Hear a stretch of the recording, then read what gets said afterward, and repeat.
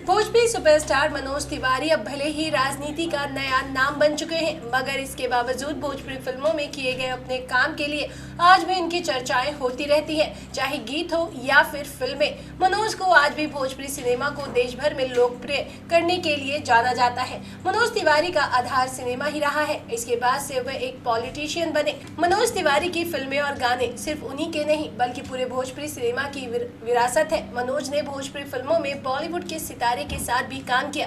शायद ही भोजपुरी फिल्मों में ऐसा कोई एक्टर रहा होगा जिसने इतने सारे बॉलीवुड एक्टर के साथ काम किया। जी हाँ, आपको बता दें, मनोज तिवारी को लेकर के इस समय पर जो सबसे ज्यादा चर्चाओं में रहने वाली फिल्म थी, उस फिल्म का नाम था धरती कहे पुकार के। जी हाँ, ये फिल्म मनोज तिवारी के करियर में इसलिए भी मायने रखती है क्योंकि इस फिल्म में बॉलीवुड के सुपरस्टार अजय देवगन भी नजर आए थे। ये फिल्म साल 2006 में रिलीज हुई।